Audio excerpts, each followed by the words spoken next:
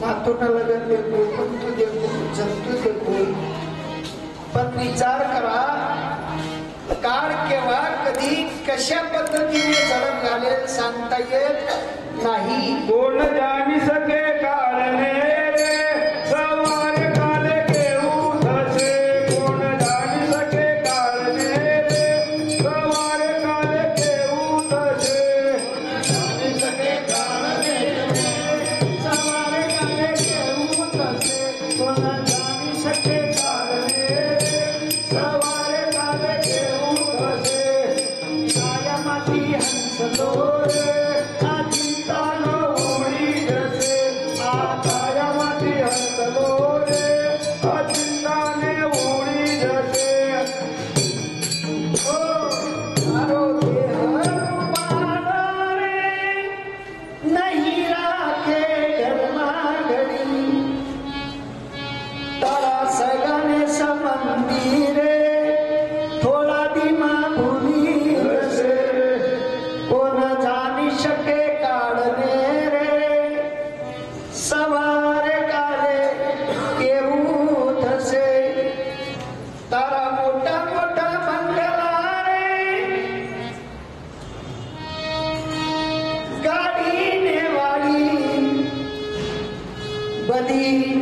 माया मुली मेलीने खाली हाते जाऊ पडसे. कोण जाणी शके काळने रे सवार काले येऊ तसे. उद्या सकाळी काय होईल उठाल किंवा झोपाल ही गॅरंटी. हा आपले मोठे मोठे बंगले, माडी, गाडी, लाडी लाडीने 2 दिन चित्र्या तोडी, तिसरा दिन पुरणपोळी मामलम गॅरंटी नाही. साधू महात्मे म्हणतात की बाबा अजूनही टाइम केलेला नाही. संतांच्या संगतीने लागा. संत संगतीचे काय सांगू सुख आपणा पारिके नाही तेथे. संतांकडे जा विचारा. माझा मात्र काळ निश्चित आहे हे मलाही माहिती झालं, पण इथून पुढे मी काय करावं, कोणत्या रस्त्याने जावं तर पण मात्र माझा शेवटचा दिवस गोड होईल. शेवटचा दिवस गोड करण्यासाठी तुमचं आपलं हे अनमोल असलेलं जीवन आहे.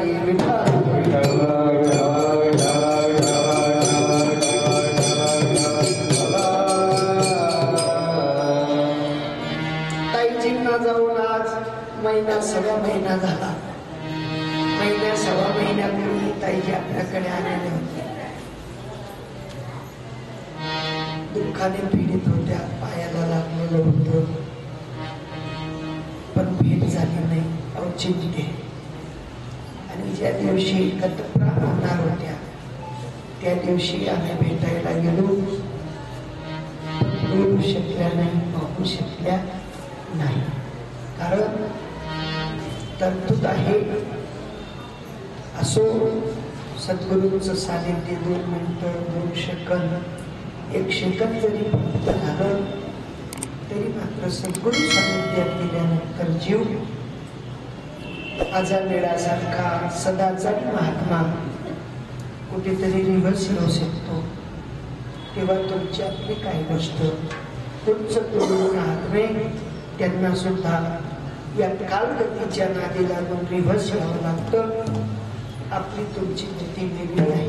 कारण आम्ही तुम्ही अनादी काळापासूनच्या या विषय भोगांमध्ये लागलेले जीव आहोत आणि विषय भोगांमध्ये लागून तुम्हा आपल्याला सुद्धा केव्हा कुठला कोणता विषय मनात जागा करेल ही गॅरंटी नाही. पण असो तरी सुद्धा ताईजींची इच्छा या ठिकाणी आपली लेख असलेली छोट्याताई आगोनी परिवारातलं कुशल त्यांनी मात्र या ठिकाणी आईची सेवा प्रित्यर्थ काही का असेना तुझे आपल्याकडे कीर्तन झालंच पाहिजे.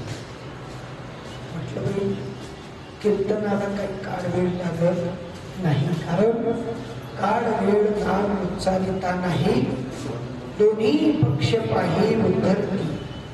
ऐकणाराही उद्धरतो, सांगणाराही उद्धरतो. कारण जर का या भूलोकामध्ये कलियुगामध्ये जर कर्मोपाय असेल तर तो म्हणजे सत्संग आहे.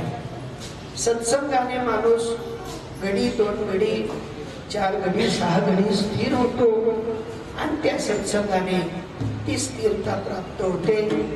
आई निघून मात्र महिना जरी झाला असला तरी त्यांचं स्मरण त्यांच्या आप्तांच्या, त्यांच्या इष्टांच्या, त्यांच्या नातेवाईकांच्या आणि तुमच्या आपल्या हृदयस्थ परमात्मा दाखवणाऱ्या संत मालिकेतील तुम्ही आपण नामधारकांच्या मनातून जाणार नाही. Vitthal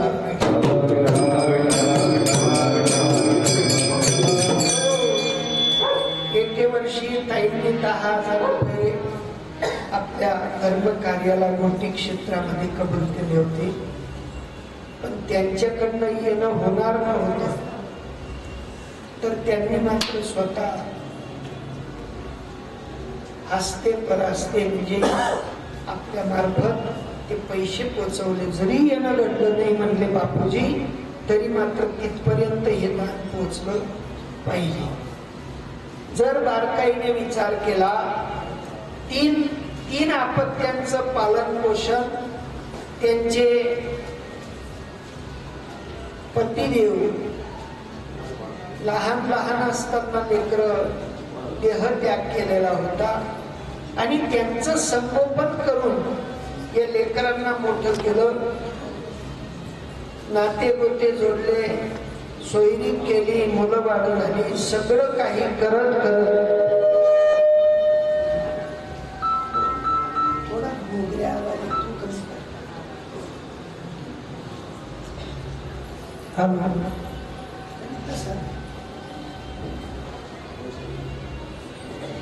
hello hello hello hello hello hello hello hello.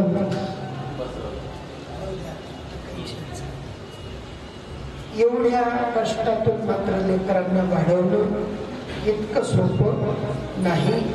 एवढ्या बिकट परिस्थितीतून निघून सुद्धा त्यांनी आपलं कर्तव्य पार पाडलं आणि कर्तव्य पार पाडत आपला देह शिजवून या लोकातली यात्रा त्यांनी संपवली आणि परलोक गमन केलं. विठ्ठल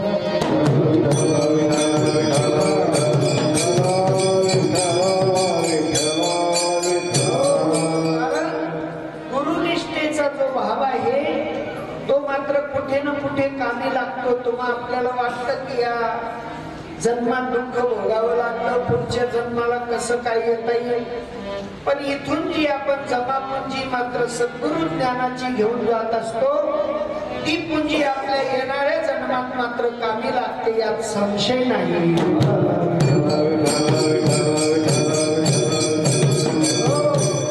म्हणून जीवनामध्ये आल्यानंतर तुम्हा आपल्याला सगळ्यांना गरजेचं जर असेल तर ते म्हणजे संत चरण. संतांकडे जावं लागेल, तन मन प्राणाने समर्पण व्हावं लागेल. संतांना विचारावं लागेल की बाबा माझ्या या देहाचा जो काही विचार आहे त्या विचारातून मी मुक्त कशी होईल किंवा कसा होईल याचा विचार विचारताना तुकोबराय सुद्धा म्हणतात काय म्या उद्धार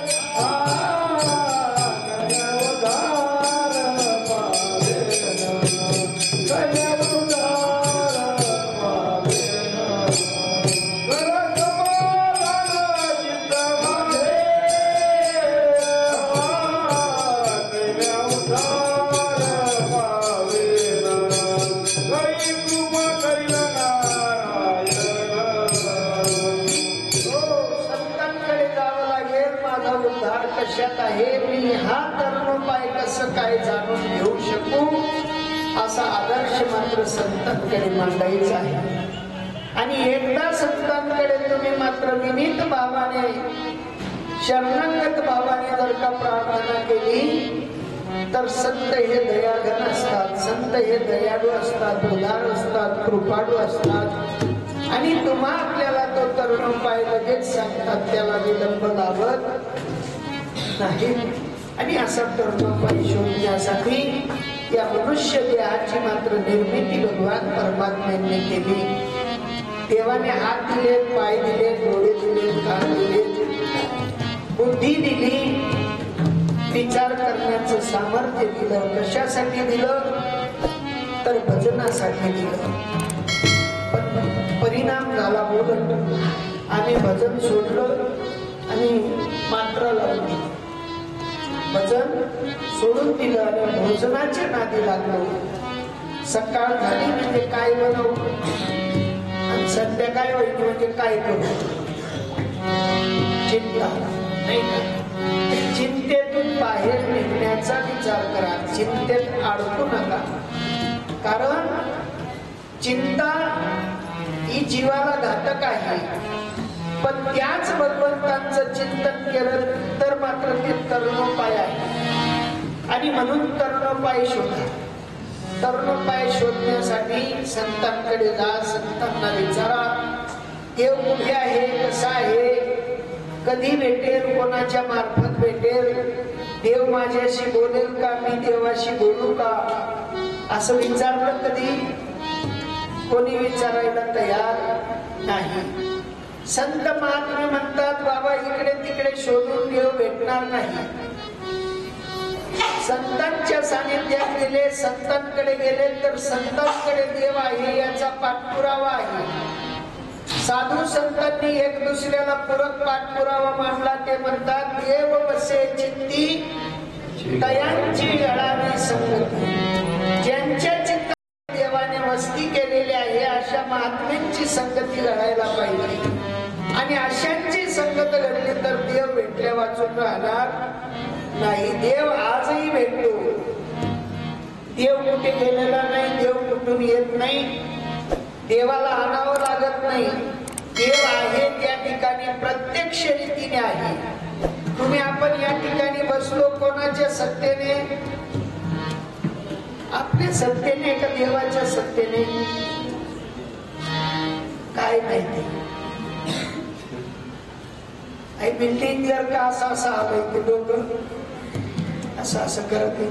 कितला जण बट्टी नाटी एकला बटशा वासुदेव, एकला बट्टी वासुदेव कोणते द्या, वासुदेव करांगीवर काय धरायचं? बरोबर. वासुदेव या वृंदावन पर्वताला दिलेला नैवेद्य सुद्धा घेऊन जातो. वासुदेव कोणाला घातलं? पण तुम्ही आम्ही एक बी बटावू नुसती खडबड वाचली तरी आम्हाला या वासुनाना पैसे जाते. पण वासुदेव कोणते ध्यान पण तसं तुमच्या आपल्या ठिकाणी वासुदेवांचं वास्तव्य आहे. हा वासुदेव घालतो फेरे. वासुदेवाचे फेरे पहा म्हणजे देव घडल्या वाचून राहणार नाही.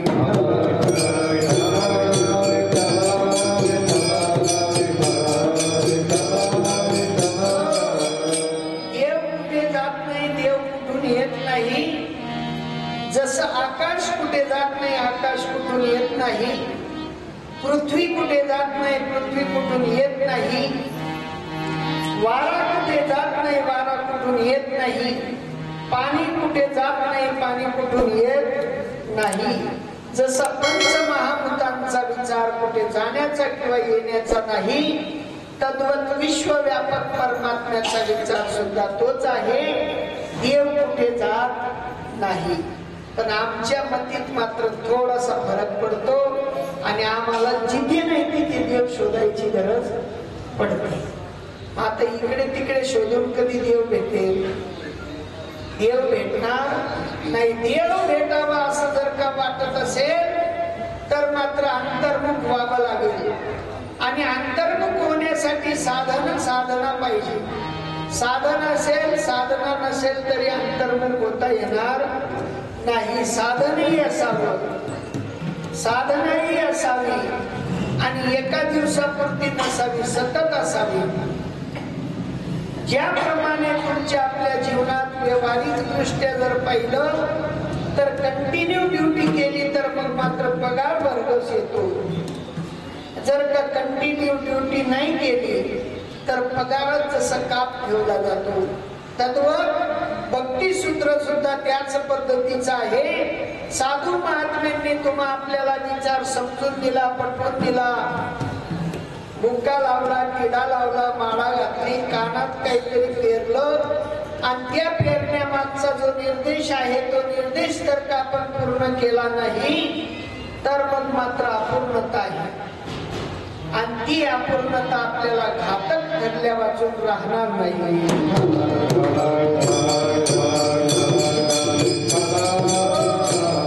शाळेत शिकणाऱ्या एखाद्या विद्यार्थ्याने अर्ध्यात शाळा सोडली तर त्याला लवकर कलेक्टरची नोकरी लागते ना. दहावी 4दा नापास झाला कलेक्टर, तो घरचा कलेक्टर होतो, रिकाम्या पंचायती करणार नाही का. पण शाळा पूर्ण केल्यानंतर झालेला कलेक्टर जिल्हा पंचायत करतो. काय करतो? हा घरची पंचायत करणारा 10वी नापास कलेक्टर आणि तो परिपूर्ण डिग्री घेऊन झालेला कलेक्टर जिल्हा पंचायतीची पंचायत करतो. तद्वत या ठिकाणी सुद्धा अपुरा भरलेला घडा तो जसा डबडब करतो, डोक्यावर ठेवल्यानंतर काय करतो तो हा, आणि पूर्ण भरलेला कुंभ मात्र स्थिर राहतो. तद्वत साधूच्या ज्ञानाने पूर्ण भरण्यासाठी तुम्हा आपल्याला रोज साधना करावी लागेल, साधन करावं लागेल. बिना साधनेने बिना साधनाने ती साधना घडणार नाही. आज केलं उद्या विसरून गेलो तशाने होणार नाही. सगळी मंडळी माळ करीत काय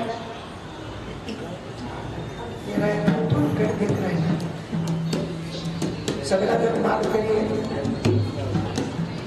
बाबा अजून माळ काय म्हणतस ती माहित नाही का. सगळ्यांनी माळा घ्यायची.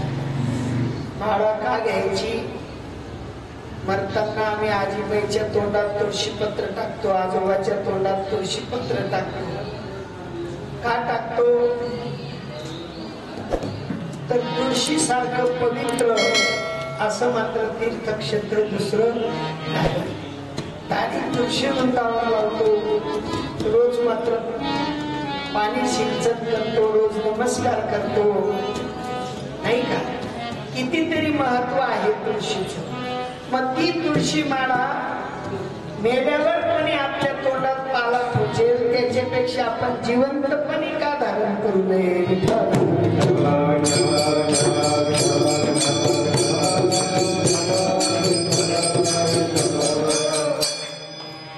काही मंडळी म्हणते महाराज अजून टाइम आहे, अजून काही देवदेव करायची इच्छा नाही. कारण हो मान आले तर इतर शिका, मान आले तेव्हा करा नाही. ज्याप्रमाणे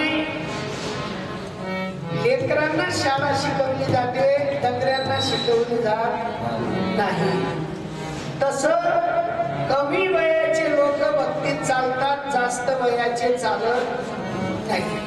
तुम्ही म्हणाल महाराज अजून आमचं कुठं जास्त वय, अजून 58 59 आम्ही चालणार नाहीत का? नाही चालणार. तुम्हाला पाहुणे पाहायला येतील का? भाऊ तुमचं साखरपुडा आहे, 60 ना पाहुणे पाहायला येणार नाही. जसे पाहुणे तुम्हाला 60 वयानंतर पाहायला येणार नाही, तसं जर का भगवत भक्ती 60 वयानंतर केली तर देव सुद्धा ढुकून पाहणार नाही.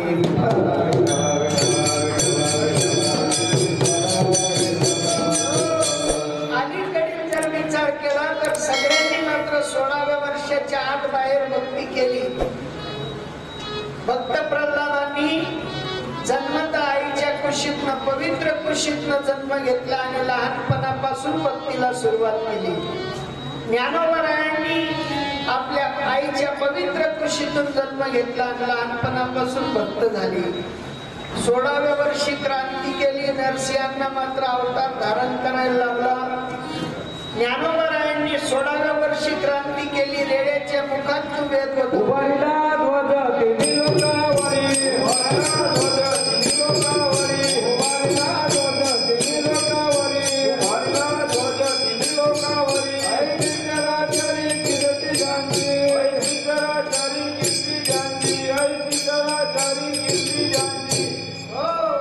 तिन्ही लोकांवर मात्र ध्वजाचं उभारणी केली. ध्वज रोवला भक्तीचा आणि अशा भक्तीचा ध्वज रोवणाऱ्या ज्ञानोबरायांनी आपल्या जीवनामध्ये क्रांती केली. अल्प वयात क्रांती म्हणजे भक्ती आहे, पण पुख्त वयात क्रांती भक्तीत होत नाही. पुख्त वयात जर क्रांती झाली असती तर साधू संतांना जन्मताच मात्र भक्ती शिकवावी लागली नसती. तुम्हा आपल्याला कितीतरी त्यांनी आवर्जून सांगितलं की बाबा हात जोडतो, पाया पडतो, नतमस्तक होतो, सकळांच्या पाया माझे दंडवत, आपुलाले चित्त शुद्ध करा. सगळ्यांना विनंती करून सांगितलं, करा रे बापांनो साधन हरीचे, झनी करणीचे करू नका. का करू नका तर जेणे नये जन्म, यमाची यातना, ऐशिया साधना करा. नाही साधना करा, नामाचा विचार शिका, भक्ती शिका, भक्ती सूत्र शिका. दुसरं तिसरं काही शिकायची गरज पडत नाही. बघले मोबाईल शिका, ट्युशन लावणी पण निघो. कोणी ट्युशनला मोबाईल शिकानी, फेसबुक, व्हॉट्सअप, इंस्टाग्राम, ट्विटर, कोणी ट्युशन लावली. जे शिकेले तेच दिलाई नाही आणि जे बिगर शिकेले तेच दिलाई नाही. पण जेव्हा डिस्प्ले उडी असते मोबाईलनी तवय तशी एखाद दिन आपली मी डिस्प्ले उडाई देव काय करी. हा जेवण डिस्प्ले उडली तेव्हा समजी लेवानं घरमा आपल्या कोठे जागा भाऊ पोखलामा ठेवली. कोठे हा पोखलामा पण काही भक्तीकरण गरज नाही. आणि जर पोखल्यात बसायचं नसेल, परमात्म्याला आपलंसं करायचं असेल तर कुठेतरी उच्च स्थान भेटेल. आणि उच्च स्थान भेटावं म्हणून साधू संतांनी सांगितलं की बाबा तुम्हा आपल्याला संतांकडे जावं लागेल. संतांना विनीत भावनेने आपली प्रार्थना करावी लागेल. आणि त्या प्रार्थनेनंतर संत काय करतील तर तुकोबराय म्हणतात, संतांकडे मी गेलो, संतांनी माझ्यावर कृपा केली आणि त्या कृपेचा प्रसाद म्हणजे अभंगाचं प्रथम.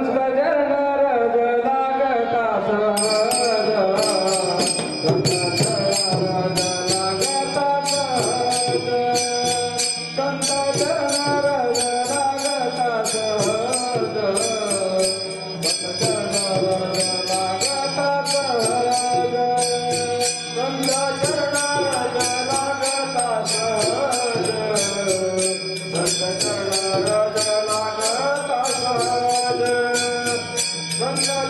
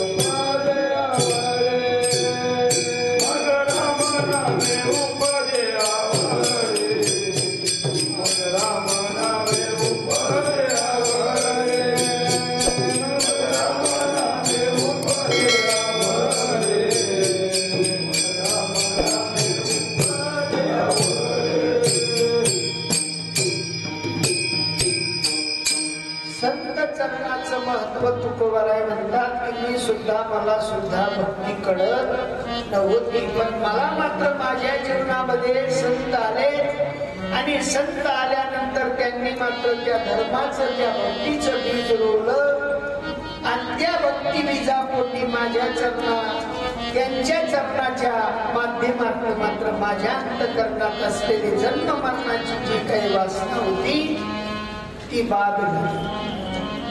संत चरण रज लागता सहज. त्याच्यासाठी काही अट्टहास करावा लागला नाही, प्रयत्न करावा लागला नाही, सहज प्राप्त झालं. आणि सहज प्राप्त झाल्यानंतर काय परिणाम झाला तर मग मात्र त्या ठिकाणी वासनेचे बीज जडून जाईल. तुम्ही म्हणाल महाराज वासना कितीतरी प्रकारच्या आहेत. कोणाला श्रीमंतीची वासना, कोणाला मोठेपणाची वासना, कोणाला प्रतिष्ठेची वासना, कोणाला मानाची वासना, कोणाला देहाची वासना, कोणाला भुकेची वासना. कितीतरी प्रकारच्या वासना आहेत, पण सगळ्यात जर का मोठी वासना असेल तर ती म्हणजे जन्माला येणं आणि मरण.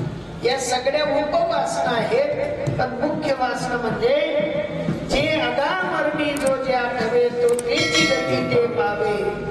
जो मरणाच्या टाइमाला आठवण करतो तो त्याच गतीपर्यंत जातो. आणि म्हणून ती मरणाच्या शेवटी असलेली जी काही भावना, जी काही वासना जन्म घेणे लागे वासनेच्या अंगे